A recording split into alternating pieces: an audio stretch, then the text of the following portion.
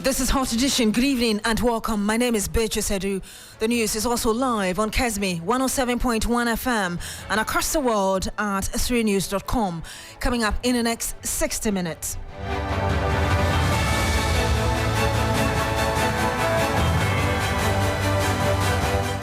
We demand that you completely terminate this ill-reputed Ejapa royalties deal.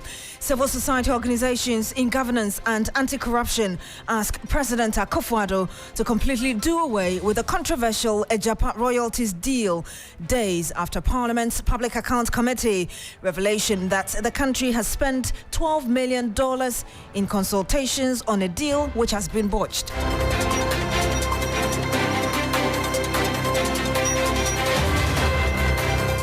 We'll bring you some more. Also, Electoral Commission react to minority leaders' claim that some biometric verification devices are missing.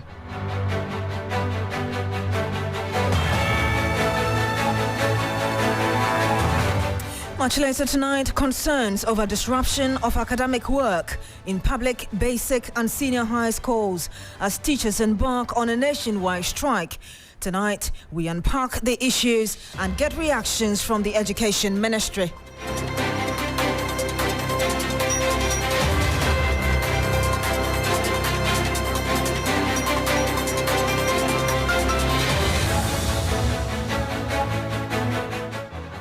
Thank you very much for joining us. Now, civil society organizations in governance and anti-corruption are rising up again today. This time, they are reiterating their calls for the controversial Ejapa royalties deal to be completely abrogated. The CSOs, which include Imani Center for Policy and Education, Africa Center for Energy Policy, Ghana Anti-Corruption Coalition, and the Institute for Energy Security say that the recent revelations at Parliament's Public Accounts Committee that $12 million have already been spent on consultations is a sign that the government is ripping the country off. And I'll be joined in the studio very shortly to bring you the background to the story. I'm sure you're aware that this has been going on for some years now, and a lot of issues, tentacles, indeed, concerning this very issue. Mawina Egbeta joins me in the studio to tell us some more before we go into the conversations and the latest on this. Mawina, tell us where we came from. Right, and so for a lot of listeners, they might have heard the word Ejapa before. This dates as far back as 4 years ago. At about this time, somewhere 4 years ago, the conversation was ripe in relation to a mineral royalties agreement which government was seeking to enter into. COVID had hit. The government was in need of a lot of funding for budgetary support and the likes because, as everybody has known it, COVID came along with lots of difficulties, and so the Ghanaian government needed to find a lot more revenue to plug the loopholes that had been created as a result of the economy going under, and economies all around the world going under. And so the Ghanaian government sought to privatize or collateralize, if you can call it that, Ghana's minerals income or mineral revenue. That was essentially the entire idea behind Ejapa mineral royalties deal. Now, if you enter the deal, and what we later came to find out about it, it was such that the company was incorporated in Jersey, which is a tax haven. We were to see shares of this company floated on the London Stock Exchange, with the nation receiving 500 million cedis in terms of revenue. But then again came the difficulties in relation to this. The length of this collateralization, if we can call it that, of our mineral royalties was not clearly defined. And so the special prosecutor then, Martin Alamisi Ben-Kaiser Amidu, after much noise and much clamor by civil society organizations and the minority in Parliament, asked that everything be put on hold so that his office will conduct a corruption risk assessment in relation to this particular deal. It was through this deal that Martin Amidu decided to resign. Now, after he conducted that work, he came to the agreement that it was an agreement that was susceptible to corruption, and hence was going to proceed with certain actions in relation to the deal. But Mr. Amidu at the time said that in the course of his work, the president had invited him and asked that he holds on in relation to the work that he was carrying out. And he found that as interference in his work. And in that report which he released, he described the president as the mother serpent of corruption as a result of the details of the deal and what he believes was the president's shielding of individuals who were part of the deal, all identified to be key members of this administration or persons with close ties to the president.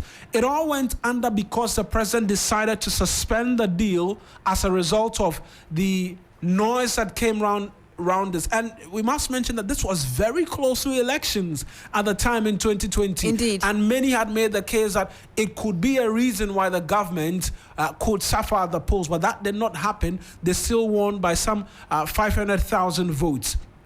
But after that, the president decided to suspend the agreement and bring it back to Parliament. Civil society groups have said, look, if you look at everything in relation to this deal, it is all shades of wrong, all shades of unholy, and so terminate it. The president said, and the finance minister have subsequently said that, look, they are going to bring this back. In fact, in 2021, during the president's State of the Nation address, he made that point that they were going to bring the deal back to Parliament and then determine the way forward. When then Finance Minister Ken Ofori-Atta was undergoing vetting, he said that they were going to bring the deal back to Parliament for stakeholder buy-in to proceed with the agreement. Then comes February of this year, 3 years on, where we get to understand the Mineral Income Investment Fund. They come around as a result of the work of the Public Accounts Committee, and then the revelation is such that the botched deal as of 2020 has cost the nation some $12 million US dollars. Mawena, even before we get to that revelation, which was just on the 13th of February, a little over a month ago, we do know that the AG also had to make some changes as well on the deal, and the minority was still not happy with what had been done. And I remember one of the leading voices on the Sokuja Tablakwa clearly saying that no matter how it comes, you're still going to scrutinize it, and we don't want to accept it. Absolutely. And even in terms of some of the arguments that the civil society organizations continue to make is that if you look at the minerals incomes that we've received since 2020, we've received in excess of 750 million cedis. In this Ejapa deal where our minerals income was to be collateralized in perpetuity because the deal didn't have an end was one of the reasons. Many have made the argument that the then Attorney General advised against it because he says that there was no end date for the contract, and many make the argument that perhaps that was one of the reasons why she did not return as the country's Attorney General. We have seen this minerals income accrue 750 million cedis, far in excess of the 500 million we were to get, with which we weren't going to get any money. And that was one of the major arguments of Franklin Kujo, the boss of Imani Africa as well, right? Absolutely. And so all of that and the latest has culminated into where we are now again, that civil society organizations are saying, look, we cannot allow this go through. We are asking that something be done, and something be done which is to terminate the deal in all of its entirety. Thank you very much. Mawena Egbeta is also on our political desk. Thank you for bringing us these details, and we'll bring you some conversations on this with one of the civil society groups making demands. But here is what transpired at the Public Account Committee on the 13th of February this year, 2024, as you heard Mawena talk about it, when the Chief Executive Officer of the Minerals Income Investment Fund, Edward Nana Yao Kranting, appeared before the committee. Take a listen. Definitely, because this was an IPO, and as honorable members are aware, for every IPO, consultants, etc. come in. The establishment of an office in the United Kingdom and also in Ghana, etc., come into place. So there have been expenses. The whole idea was for MIF to be reimbursed after the IPO. But as the IPO is now suspended, we until that suspension is lifted, we can't move on with Ejapa. How much have you spent so far in relation to Ejapa? I'll get the exact figure, but it should be should be around 12 million. 12 million in Parliament, but I don't have the considerations with me. We could 12 million, look at providing that to the committee subsequently. Because we need to know why it was put on hold. Then that will help us write our reports. That, because of ABCD, it has been put on hold for now. Maybe it will come back after those considerations have been taken care of. That will help us. Well just told the committee that it has been put on hold. So we're also going to write in the report, it has been put on hold. The president said put it on hold, so we don't know why. Meanwhile, we have incurred $12 million. If you convert it to cedi, it's over 100 million Ghana cedis. That can put up a number of school infrastructure in my constituency and your constituency as well. The Renal Union at Kolibu will also benefit because of 4 million Ghana cedi, the place was closed down. A number of people died. This is well noted, Honorable Chair.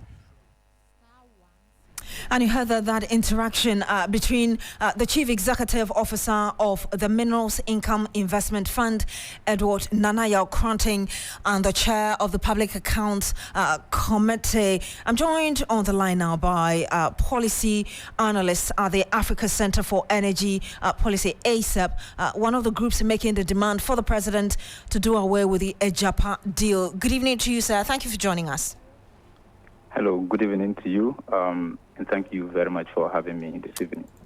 We have seen your statement, and aside from the demand asking the president to completely do away with this deal, you claim that some negotiations are already being held for Ejapa. In fact, I'll quote that very paragraph, which is the last but one paragraph of your statement. You say that, however, the coalition of other Ejapa the coalition is aware of other Ejapa-linked processes that are ongoing, including negotiating a bilateral investment treaty and a double taxation agreement with Jersey, where the Ejapa Royalties Limited was intending to be hosted. What evidence do you have to support this claim you're making, in addition to your demand that the president should do away with the deal? Yeah, so actually, again, we would want to re-echo our opposition against the deal based on all the issues that we have highlighted in the press statement. And the coalition is reliably aware of, indications that there have been some deals that are being made in relation to advancements of the Ejapa transaction. And as we highlighted in the statement, one of the grounds for which the coalition has from day one been against the deal was the fact that the transparency issues around it have been quite opaque. And the one thing that gives credence to that is the fact that it took a public accounts hearing for us to know the amount of monies that have been expended in relation to a deal that was suspended. Indeed, our combing of the Auditor General's report did not point to any such expenditures whatsoever with relation to MEF and Ejapa for 2020, 2021, and 2022, which are the most recent reports of the Auditor General. And so if somebody is looking for any other evidence in terms of the lack of transparency around this deal, I think this speaks very loudly to that effect. We would want to stay focused in this particular press cycle that our demand is really very clear that the deal has not demonstrated any value for money whatsoever and has in fact shown that it takes a leech on the public purse, as everybody is aware. So there is entirely no other way to stop this leakage except that the deal is terminated once and for all. We believe that that's the only way that we are able to insulate the public purse against any such expenditures in relation to Ejapa in the future. Aside from the transparency issue that you talk about and these explanations you're giving, what's your fear around these new contracts or negotiations that you talk about? So Would we say fear? What it just means to us is that the government is adamant in following through with the EJAPA deal. If you would remember, and this is again is referenced in our press statement, the president did indicate that the EJAPA deal would be returned to Parliament.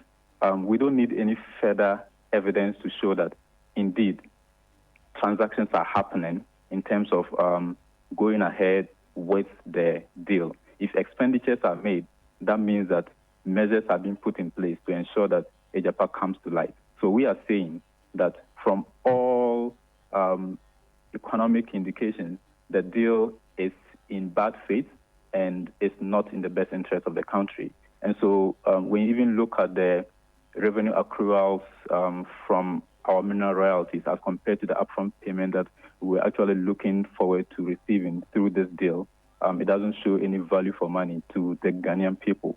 And so the concerns are not really tied to what particular negotiations they are doing, but the fact that to what effect are they doing all of this, and that is to advance the cause of EJAPA. And EJAPA as an entire vehicle is not in the interest of the country, and we are calling for complete termination of the deal. Ms. Ali, critics may ask you why the CSOs are coming out now, more than a month after Parliament made those, or we heard those revelations from Parliament. Why now? So the why now question, I think, the deal has been one of the most unpopular, deals that we have had to deal with at civil society. And as we indicated in the press statement, the revelation of the, extent to which they have actually gone in terms of money spent in relation to the deal is what actually gave us indications that, behind closed doors, a lot more is happening in relation to EJAPA.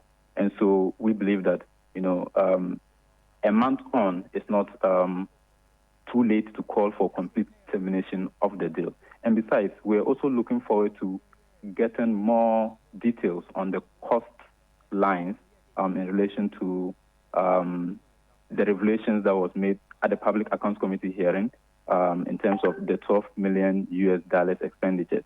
And so, yes, we had to take our time and see what the figures are and to what cost lines. And to our surprise, we actually noted that that revelation seemed to be the most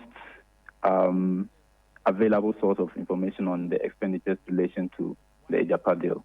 So we decide that this is a time for us to call on the good people of Ghana to actually, rise up and demand that the EJAPA deal be terminated completely once and for all. Ms. Ali, what do the CSOs intend to do if the president fails to listen? Because it's not the first time you're making calls for this to be dealt with, and it looks like, as you just heard the president in that last major speech, he intends to proceed with it in another way.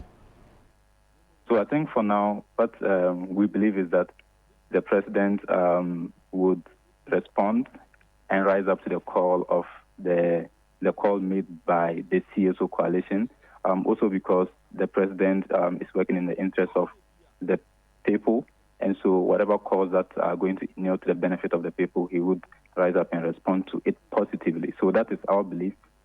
If, as you fear, that call is not heeded to, we are going to communicate our next lines of action, but we are not going to preempt how the president is going to respond to our call. I believe it's not all about problems. Like you're saying, you are there to fight in the interest of the ordinary Ghanaian and indeed the purse of the country. What would be your recommendation on how you think the country can make the best out of its mineral resources? Because the argument of the government is that we are trying to find ways we can maximize our benefits from our natural resources. Yes, so that conversation can be had. We are definitely in for a conversation around how best we can maximize benefits from our mineral resources.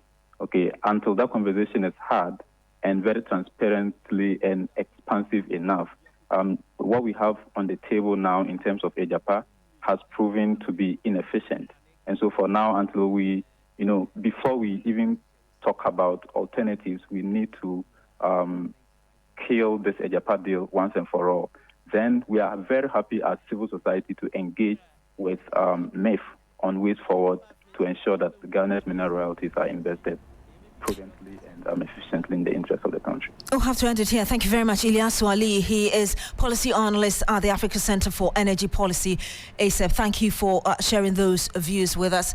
Let's bring in some election-related issues. And the Electoral Commission has denied allegation by the minority leader, Dr. Kesalato Forsin, that 7 biometric verification devices, BVDs, have been stolen.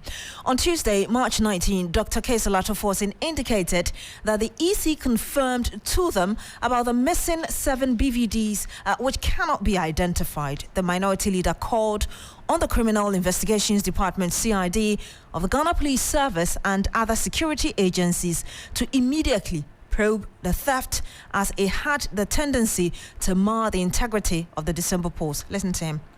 Electoral Commission confirms that 7 of the biometric devices are indeed missing. I urge the CID and the Ghana Police Service to immediately issue a statement giving us the details of their investigation so far. I am concerned and worried because that devices in the hands of an unknown person can compromise the future elections that Ghana will have.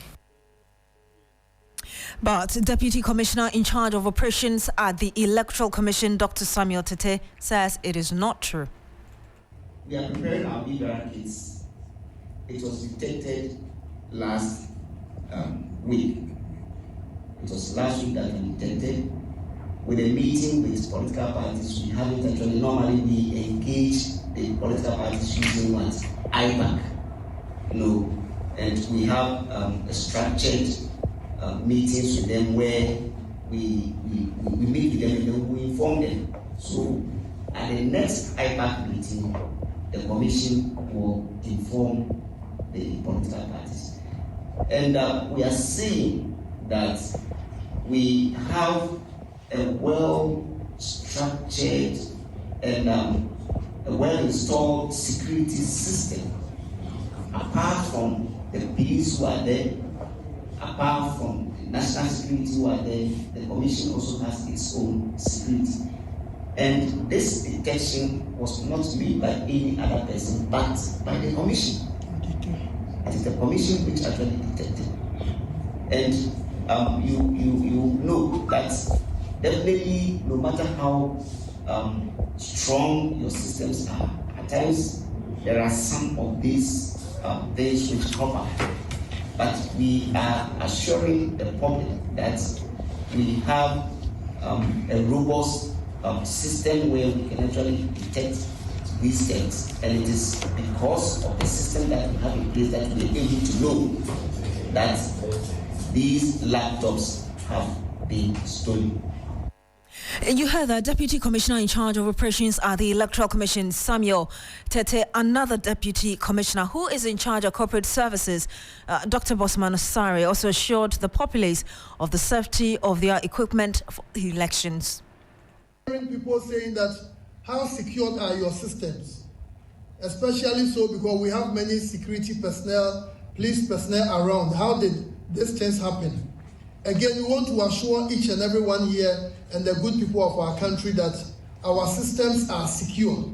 Our systems are very, very robust. And as I indicated earlier, we are so robust to the extent that we are convinced that in 2024, come December 7th, we are going to organize another perhaps transparent, credible elections, which will go down as one of the best in our country. So again, our systems are very, very much secured. So anyone who thinks that, something has happened and as a result of that there is a problem, we are convinced and we are certain that all our systems are active, all our systems are secured, and we are ready for the activities of the year. Someone even steals a BVR or a BVD and takes it somewhere, you can still not register with it. You can still not be able to register applicants. The reason is that before registration will take place, we need to activate that particular equipment and connect it to our system. So we want to allay the fears of anyone out there who is hearing that, oh, some items have been stolen. Again, we want to emphasize that what the EC said yesterday was that 5 laptops are missing, and we are working with the security agencies to arrest and prosecute the suspects.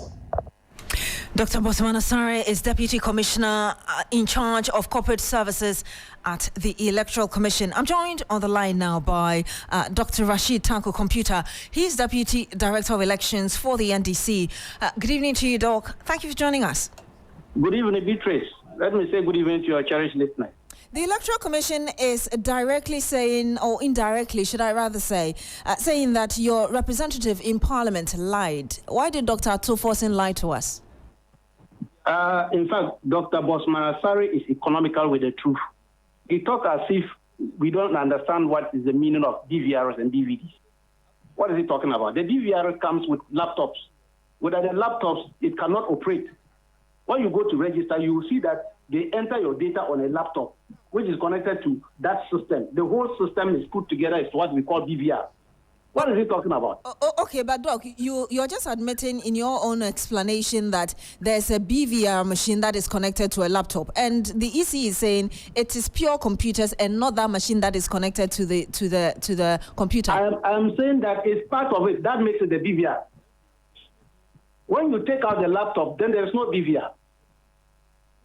Are you getting what I'm saying? So it's a system. It's a complete system put together. Okay. So without it, one cannot operate. So the two put together form what is called a DVR. So it's just like the DVD thing that he's talking about. The DVD thing is that they have a chip, a predator chip, which contains the data of registered voters in the polling station, which is put in there. So when the chip is not in that system, then it's easy to recall the DVD. It cannot verify anything. So let's assume that Dr. Atu made a general statement of BVR, which includes the machine that is connected to the computer. The EC is being specific, telling you that it is not a BVR or that machine. It is just the computer. And the EC also made it clear at that press conference that these are computers that do not have any data on them. Beatrice, I'm still explaining to you that there is no difference between what he's talking about that Dr. Atu said. When you remove the computer, it's part of it. Like it's a complete set put together. That is what we call the BVR. It's a complete set. It's not like the BVR standing alone and with the computer or the laptop is also standing alone. Nonetheless, Dr. Atu said 7 and EC says 5. And the EC is also making clarifications that those computers that have been stolen did not have any data on it. Look, this man should stop throwing dust into the general public. You shouldn't forget that we have experts in ICT. That is not his field. So he doesn't understand what he's talking about. What my minority leader said is the gospel truth. They have stolen some of these things ostensibly to do this registration, which is coming on. We know we are going to have a limited registration. We'll start on the 7th to 27th of May. Now, these people, how come within the shortest possible time, they have started stealing gadgets which are meant for the registration? And don't forget, we've been doing offline registration. So he's talking of his system. They can go and do offline registration and direct them onto their main database. And you know the kind of people who are operating at the Electoral Commission now. Just recently, not far of last year, a whole electoral officer of MPP from Brongahapo was appointed as a commissioner over there. Is it not the IT officer? Dr. Computer, I don't think it is fair for you to accuse Electoral Commission officials indirectly of being in bed with a political party, and therefore that's directly what you're saying. Beatrice, let's face it. Dr. Apiaje, or his name, Apiahini, the one who was appointed as a commissioner to the Electoral Commission, was he not the officer in charge of IT of MPP? Can we deal with the issues? So I'm telling you that if people are in that office and they are stealing gadgets which are meant for registration, should we keep our mouth? You heard the Electoral Commissioner, the Deputy Commissioner, saying that they were stolen, and indeed the Commission was collaborating with security agencies. You turned up rather accusing the EC of stealing it in favor of or trying to use it to favor a political party. We are saying that This thing, the man is trying to run away and telling us that those laptops are empty laptops and nothing is there. And I'm saying that he's economical with the truth. Knowing what we know about DVR. DVR doesn't mean that box standing there. The laptop, the printer, the camera, and all that put together from the DVR. That's what we are telling him. So he shouldn't tell us that laptops are fake. You're actually making allegations without any evidence. What evidence do you have that the Electoral Commission stole? Hold on. The Electoral Commission stole those computers. The EC, which is the main body going to organize the elections, is telling you that those computers did not have data. You are part of a political party. You're saying that we shouldn't believe the Electoral Commission because they are filled with MPP people. I mean, are you making a fair argument without evidence? I am saying that the man should not come and whitewash what the minority leader said and say to the whole general public that those laptops are empty laptops. Then why are they saying that they should investigate? If they are empty laptops, why is it asking that the security agency should investigate? So why won't you commend the Electoral Commission for even saying that we are collaborating with the security agencies to investigate this? Just to tell you that there's some sort of transparency on the part of the EC. In fact, we are even using this opportunity to call on an independent body to investigate and audit all their systems in the Electoral Commission as we run to the general election. Because the kind of thing going on there, we can look at the register now, the 2023 register. You remember we're talking about it.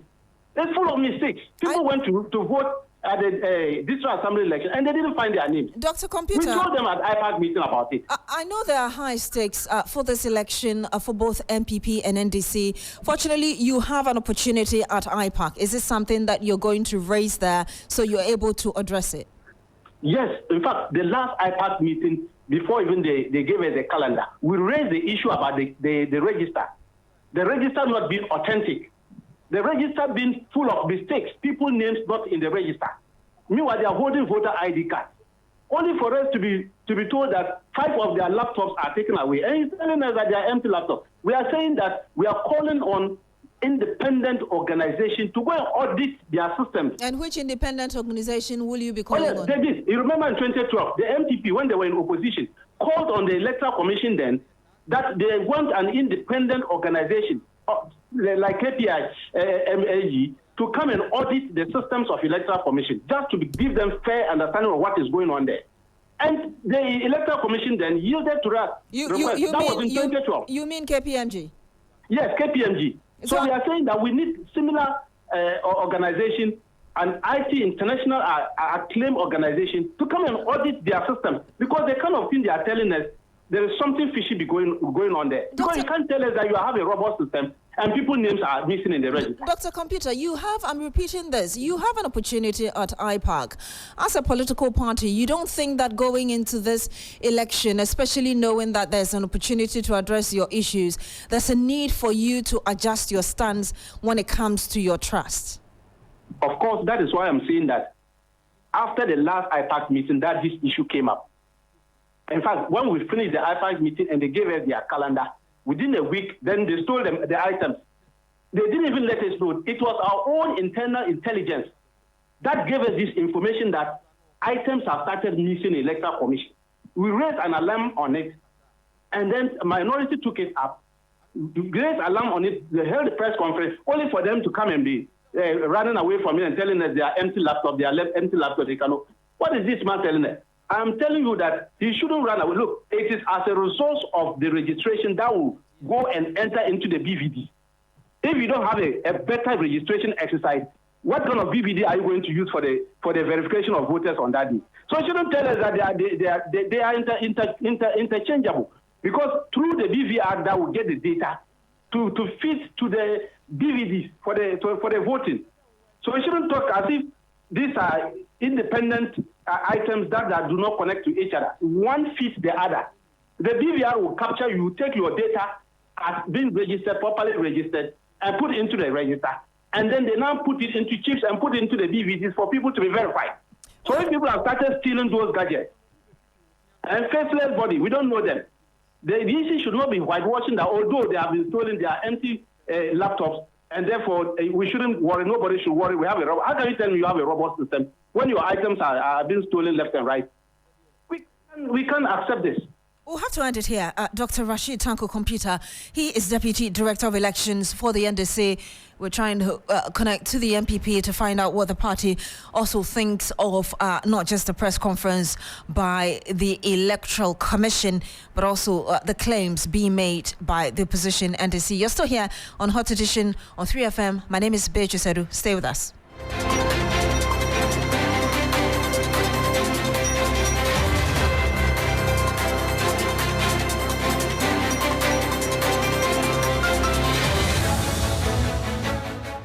Now, tonight, there are fresh concerns about the disruption of academic calendar for public basic and senior high schools as pre-tertiary teacher unions embark on a nationwide strike effective today. The unions comprising the Ghana National Association of Teachers, NAT, the National Association of Graduate Teachers, NAGRAT, and the Coalition of Concerned Teachers say their action stems from the government neglect in addressing their grievances regarding working conditions. Among the key issues raised are the withholding of teachers' salaries, unilateral changes to timetables without consulting unions, and delays in the distribution of laptops to educators. Addressing a news conference in Accra this morning, the national president of NAT, Isaac Owusu, underscored the severity of the situation, urging all teachers to adhere to the strike directive. Negotiation of the new collective agreement should have completed on or before February 29 this year, but this has not been so.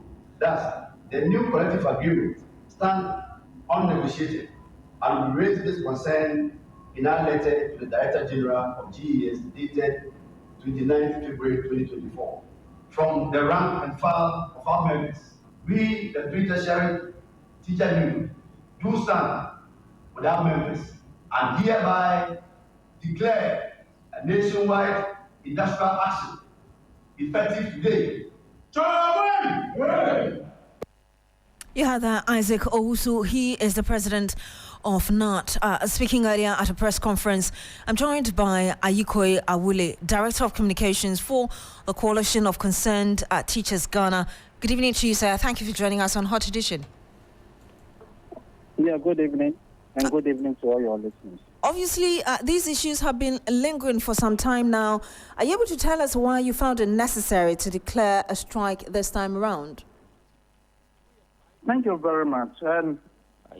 Recently, we have reminded the Ghana Education Service, our employers, as well as the National Labour Commission and then the Ministry of Education, that they should do something about.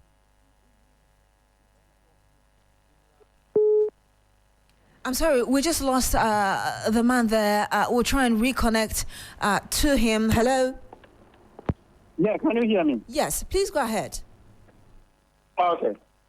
I'm saying that we wrote letters to the Ghana Education Service, our employer, copied the Ministry of Education as well as the National Labour Commission on these same issues that we have enumerated in our press statement. And we gave them an ultimatum of 2 weeks to ensure that those issues are resolved. But nobody has gotten back to us. So it seems they don't care about the issues that we raised. It is just this morning that we saw a letter from the Fair Wages and Salaries Commission requesting to meet us tomorrow. But even with them, the last time we met was on the 20th of January. We couldn't conclude the negotiations. They wrote to us on the 22nd of February that they will meet us on the 27th of February. But on the 26th, after we have gathered and getting ready for the meeting, they wrote to us that the meeting has been cancelled. And since then, we've not heard anything again. It is now that maybe they realize that we are agitating and something could happen, that they've invited us for a meeting tomorrow. And we wrote to the Ghana Education Service, also stated that we don't like the delay in the negotiations of our new conditions of service, the issue about our scheme of service, and then the issue of our laptop. It is very disheartening that for 3 years you've paid, the money have been deducted from your salary to be given a laptop, and for 3 years you have not received it. Then you could hear that that same person, that same government is going to provide your students with laptops or tablets. It is an insult to the teacher. And we've written to them and they've not said anything. They don't care. That is what we are thinking. So maybe we need to strike so that we realize that we are serious. You don't think that the government cares, or the ministry or the Ghana Education Service cares about your issue? But what if there are really genuine issues that they are trying to resolve behind the scenes before coming to you? Now, look at this scenario. You've met me on the 20th discussing issues concerning my conditions of service. We've never met again. You are saying that you were seeking mandate. Did you get a mandate before inviting me on the 22nd of February to meet on the 27th, and you canceled it again? And then it took you almost a whole month to invite me to another meeting? Government don't have money, or whatever being the issue, to provide the rest of the laptops for the over 120,000 teachers, but they have money to get those same material gadgets for senior high school students, which is of a higher cost, because if you put all of them together, it's of a higher cost. And then you are telling me there are germane problems. What is the issue? It is due to political expediency. They don't value teachers. And we gave them an ultimatum. We wrote to the Director General on the 29th of February, gave him an ultimatum of 2 weeks to ensure that the problems are resolved. And nobody has gotten back to us. Ms. Awole, I want you to hold on. We do have the Chief Executive Officer for the Fair Wages and Salaries Commission, Ben Arthur, giving us a message for you. I want you to hold on, listen to him, and then we'll continue with our conversation. The news that the pre-tertiary teacher unions in the public sector, specifically Ghana National Association of Teachers, National Association of Graduate Teachers, and Coalition of Concerned Teachers together have had a press conference and have declared that their members should embark on an indefinite strike. When the news got to us, we were very much surprised. When I say we, Fair Wages representing government when it comes to negotiations, we were very much surprised. Why were we surprised? Because we were surprised simply because we had been engaging the teacher unions over a period concerning some requests that they placed before the employer for negotiations. We had been engaging them. I will be very specific as I move along. I'm just giving us the summaries. We had been engaging them. Fast forward yesterday, we actually had gotten some mandate from Ministry of Finance. You know, Fair Wages leads the negotiation, but the ability to spend is not with us, it's with the Ministry of Finance. So until you have had the go-ahead to go and engage on certain terms, you are not able to do so. So luckily enough, Ministry of Finance had given us the mandate, which gladly we wrote to the teacher unions. We did not stop there. We actually even called some of their leaders to confirm that the meeting will come off on Thursday.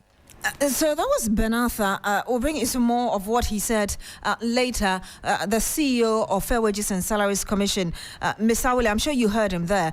It sounds like bad faith here because he's giving us the information that the commission had been engaging the unions. Yeah, okay. The last time we were engaged, I don't know what he means by engagement, because the last time we met to negotiate or to continue the negotiation for our conditions of service was on the 20th of January in Koforidua. After that meeting, they wrote to us on the 22nd of February, more than a month, to meet us on the 27th of February. And then on the 26th, after we have gathered and getting ready for the meeting, they wrote to us that the meeting have been cancelled. And since then, we've not heard of them. Okay, is that engagement? But if so because you've been... You've been calling me or you've been informing me for a meeting and you cancel it. You call it engagement. The Fair Wages and Salaries Commission is calling for a face-to-face talk, as it were. Are you going to honor that? Oh, definitely. They've invited us. We've seen a letter inviting us for a meeting tomorrow. And even in the letter, they've not stated that we are going to continue with the negotiation. Maybe they are just inviting us for another meeting. But you're going to honor that? Oh, definitely. We are available. We'll have to end it here. Ayikwe Awule, Director of Communications for the Coalition of Concerned Teachers Ghana, one of the groups striking over conditions of service. You're still here on a Hot Edition, and my name is Beatrice Adu. Don't go away. We'll bring you some more. Stay with us.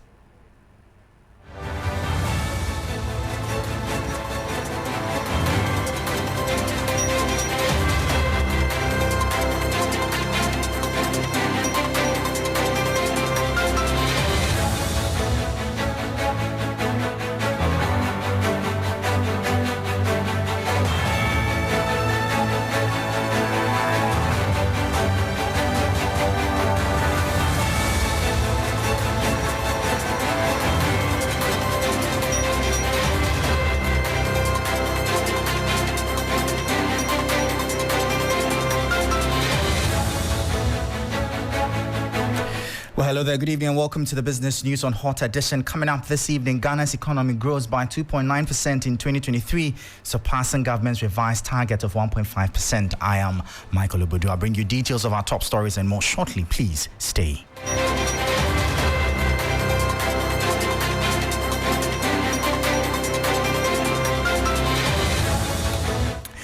Well, thank you for staying with us. Reading our top story now. Ghana's economy recorded a 2.9% gross domestic product GDP growth in 2023, stronger than the revised 1.5% by the Ministry of Finance.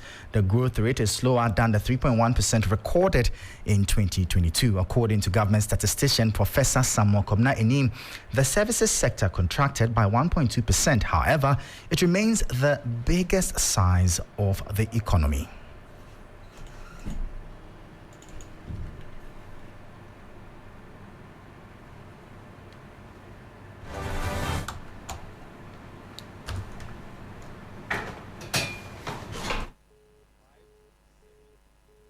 Looking at this from the sectoral point of view, we continue to see the dominance of the services sector in the last quarter of 2023.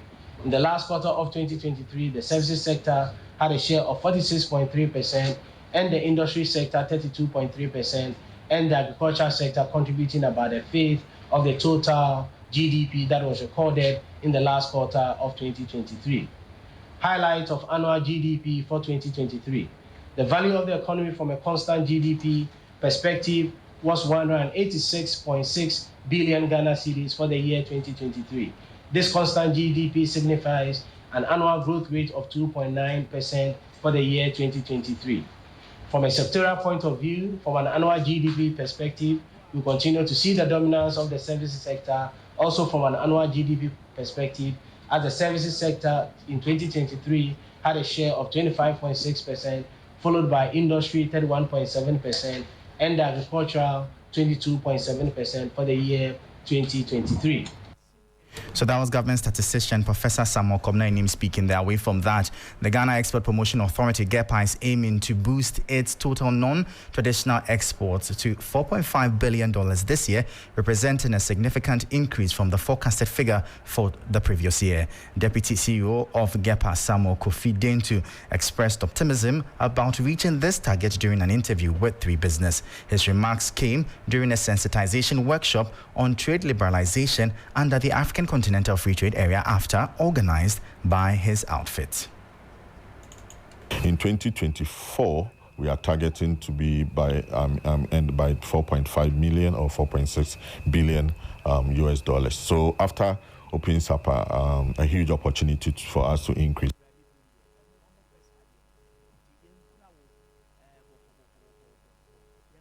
As the services sector in 2023 had a share of 25.6%, followed by industry 31.7%.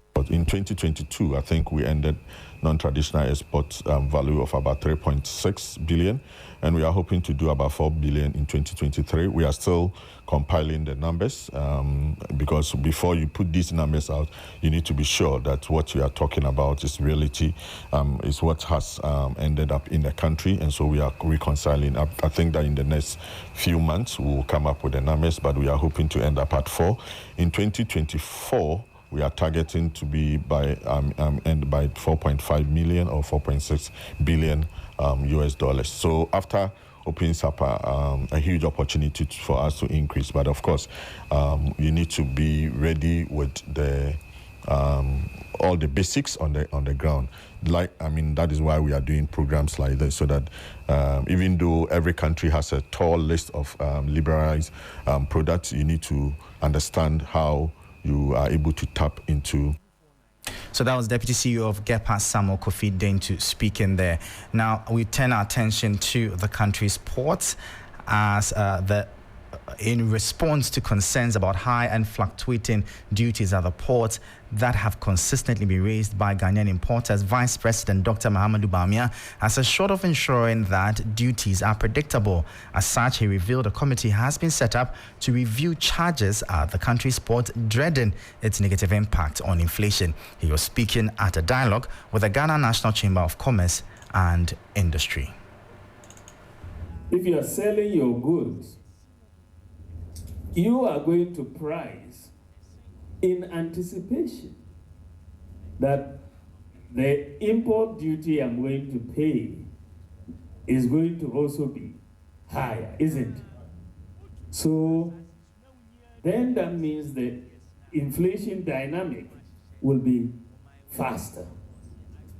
And so what we need to do is to bring in some predictability in the import duties that we're doing. So a team has actually been set up to look at this issue. And we have, for example, said that with the spare parts dealers, for example. So that was the voice of Vice President Dr. Mahamudu Bawumia speaking. They're bringing an end to the business segment here on Hot Edition. For more business stories, please visit our website. It's 3news.com/business. I am Michael Opudu. Up next is sports, and Kelvin is on standby.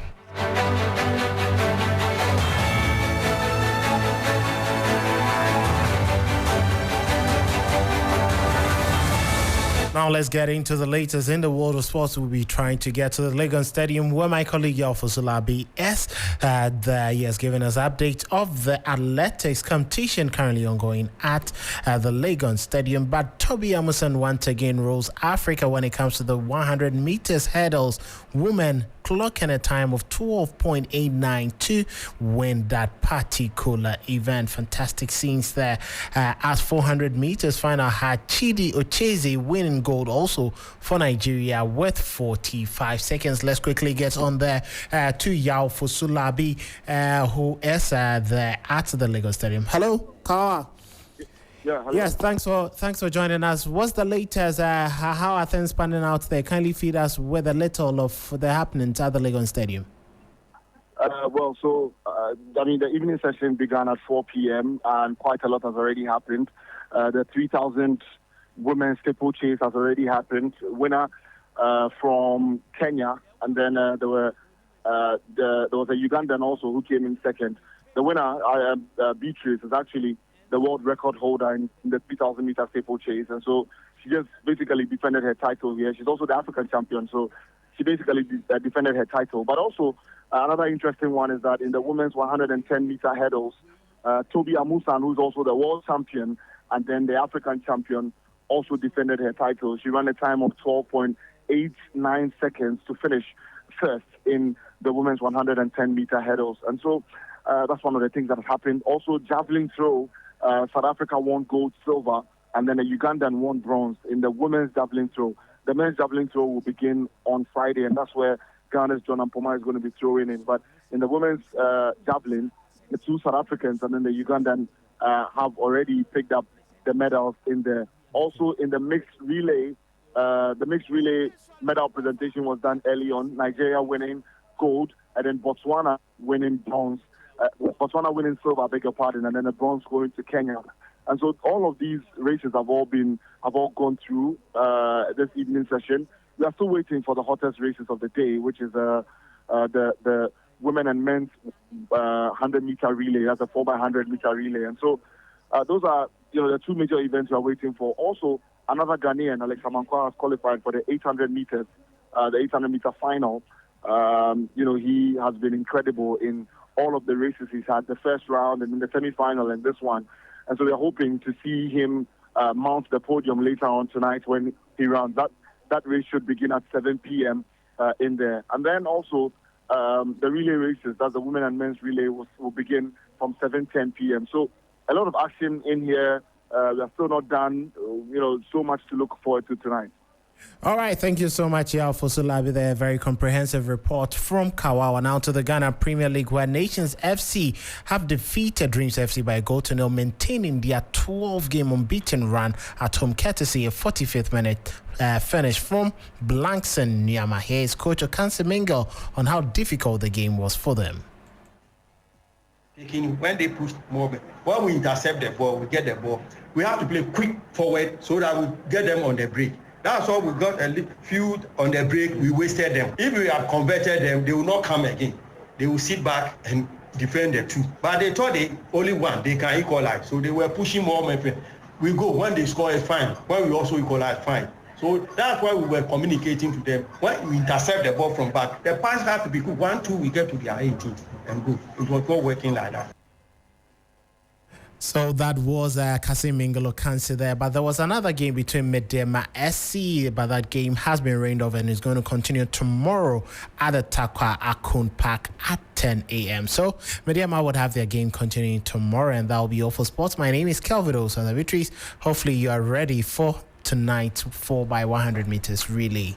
I will both be. Men and women. Yeah, I will be. All right. I can't wait to watch You it. should be there at 7:10 and 7:20. We need to go show our support. Thank you very much, Kelvin Owusu, for bringing us the latest in the world of sports. We go to Parliament briefly before we wrap up, and the minority in the House is raising fresh red flags about the agreement between the government and Zipline for the supply of emergency medical products through the use of drone technology. I'm joined by Duke Mesopoku, who is in the House for us.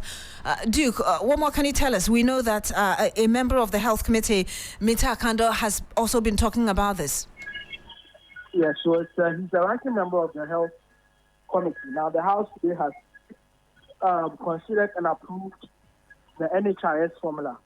Now, the NHIS formula is the disbursement plan that is used to distribute or allocate the monies accrued from the payment of the NHIS levy as part of that and other statutory sources from the Constitution, which the Constitution provides for the National Health Insurance Scheme. Now, it's part of Parliament's processes to approve this formula every year. They do that for NHIS, they do that for District Assembly's Common Fund, they do that for Get Fund. Now, in the course of the debate regarding the NHIS, there's an amount of 80 million Ghana cedis that has been allocated for a line item called emergency medical supplies. 80 million Ghana cedis for emergency medical supplies. Now, the question surrounding that was raised severally on the floor of the House. Now, I was during the debate that Kopnan Intakanda, who is the ranking member of the Health Committee, that's the leader of the minority members of the Health Committee, raised this issue and stated categorically that Zipline was shortchanging Ghanaians, and that initially, when the agreement came to Parliament, somewhere around 2018, the conversation was that a part of that was going to be funded from corporate social responsibility. But now they have found out that actually the taxes of the Ghanaians that are being used to pay for the drone services of Zipline.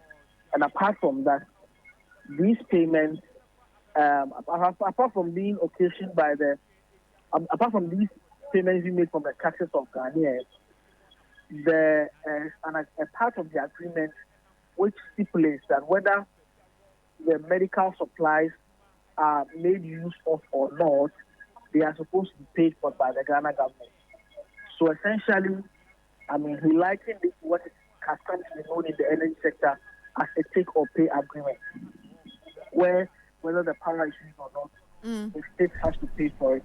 And he believes that this is an agreement that is short-changing Ghanaians.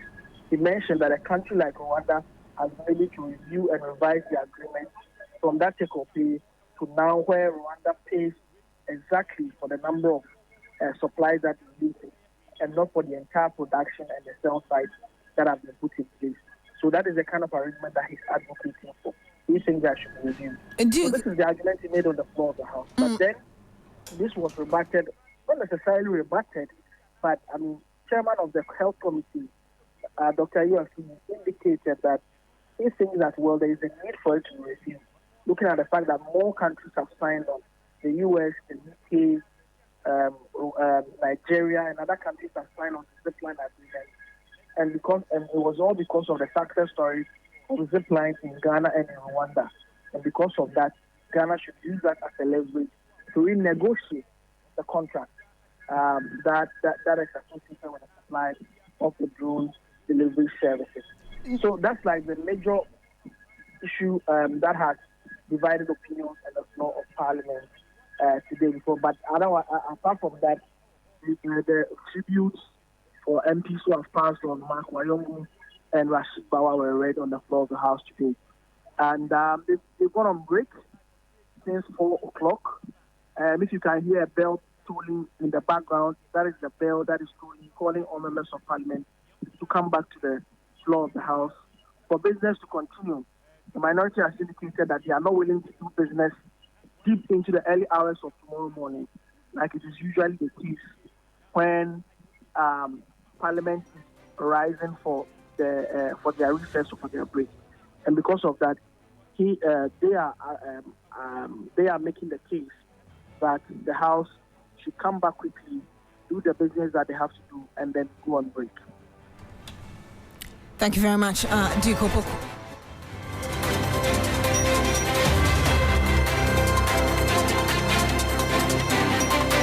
Thank you very much, Duke. Meso Opoku, our parliamentary correspondent, bringing us the latest from the House. As you do know, the House is rising today for the Easter festivities.